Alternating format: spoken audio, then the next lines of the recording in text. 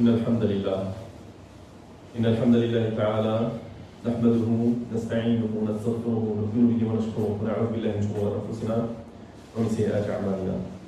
من يهده الله فلا مضل له ومن يضلل فلا هادي له، وأشهد أن لا إله إلا الله وحده لا شريك له، وأشهد أن سيدنا ونبينا محمدا عبد الله ورسوله صلى الله عليه وعلى آله وأصحابه وكل من اهتدى بهداه واستنى بسنتهم وقتفى أثرهم إلى يوم الدين. My dear brothers, today, with the new year starting today and the previous year coming to an end, it is a good period to remind ourselves about our objectives in life. It is a good period to talk about what have we achieved in the previous year, and how are we going to spend the days that are going to come in this year. Someone might say that today is not the beginning of the Islamic calendar. It doesn't matter.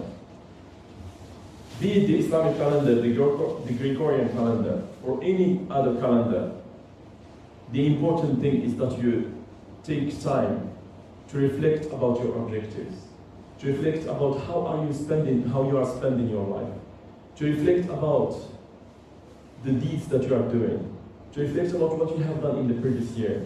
Remember the saying of Umar radiallahu ta'ala, حاسبوا أنفسكم قبل أن تحاسبوا.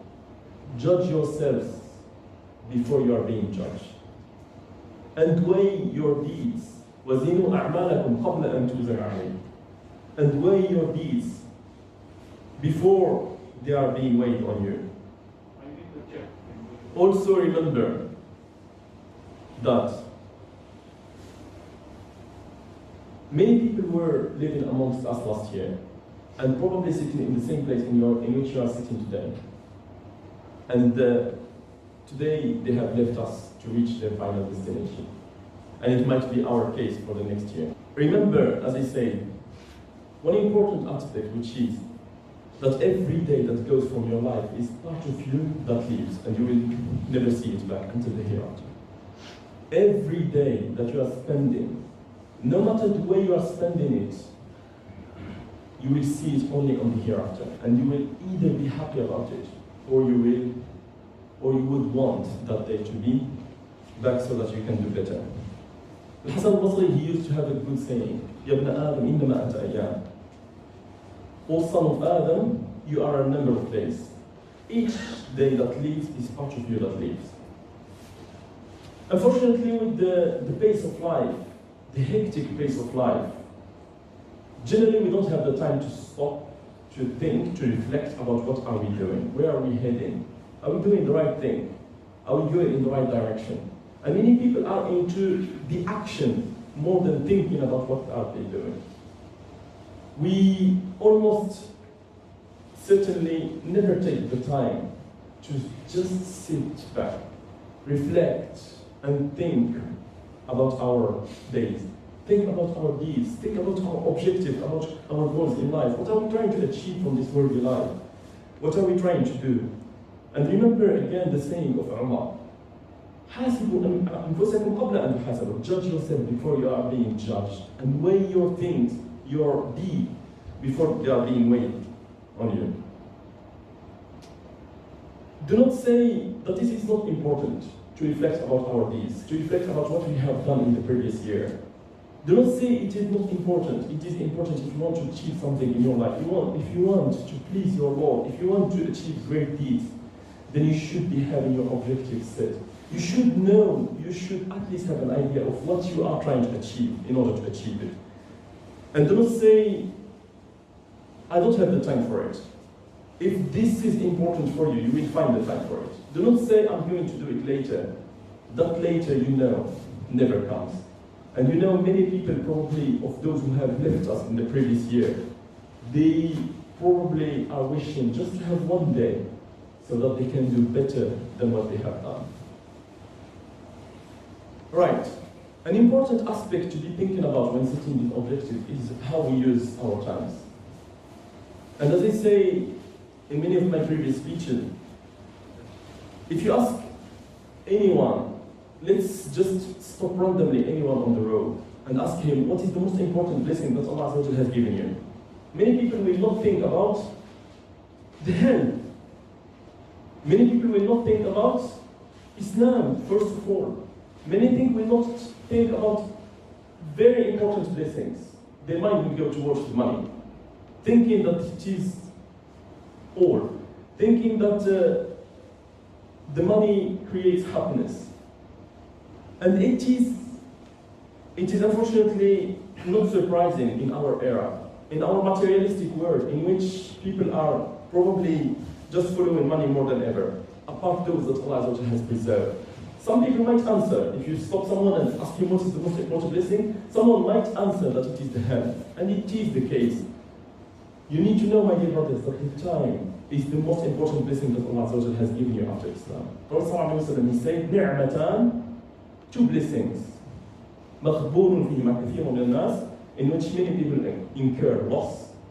الصحة, health, and free time. These are the two things that we don't use wisely. When you have health, you say, I'm going to do later, when I will be old.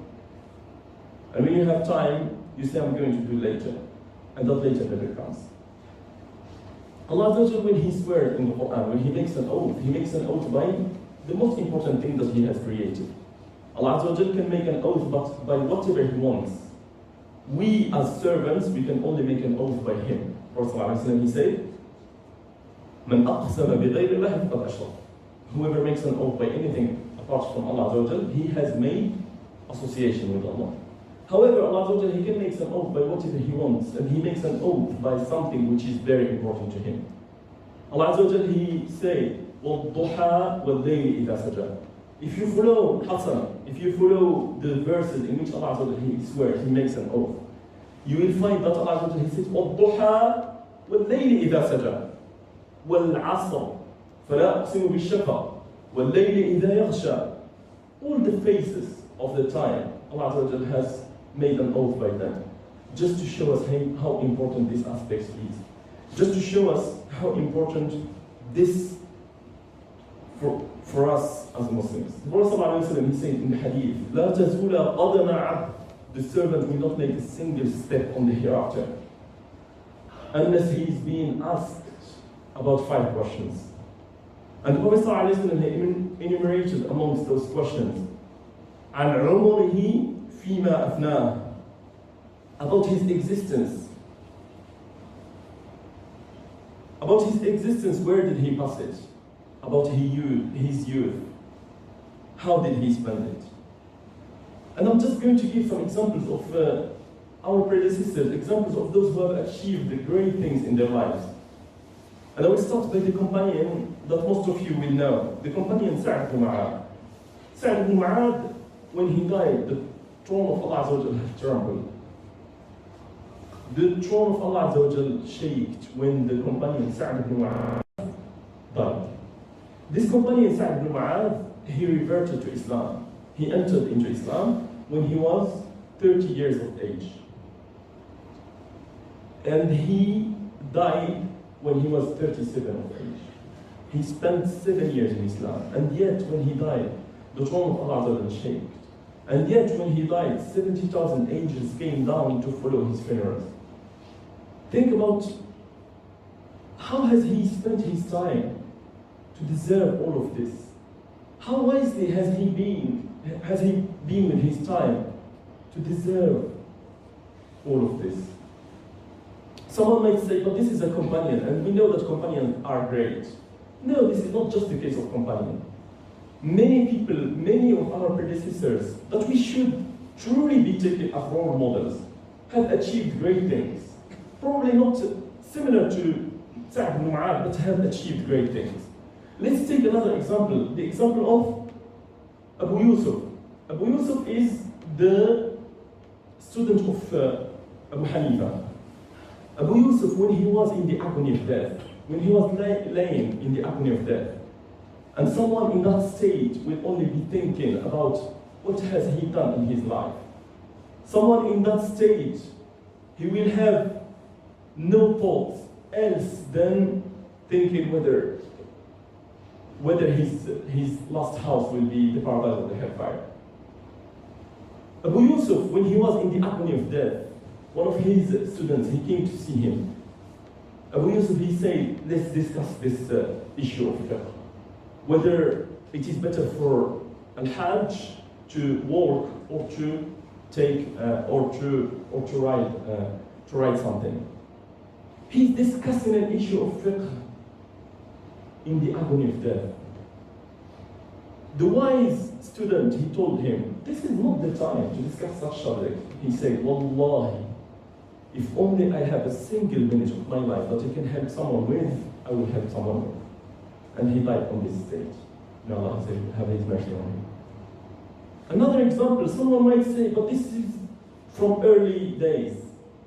Another example is the example which probably some of you know already. Muhammad al-Fatih, at least by the name.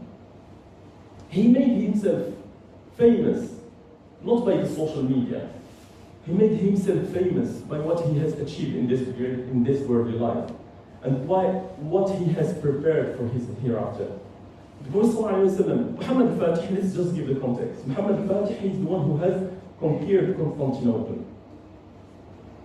Constantinople, before Muhammad al-Fatih, many leaders have tried to conquer Constantinople, but in vain.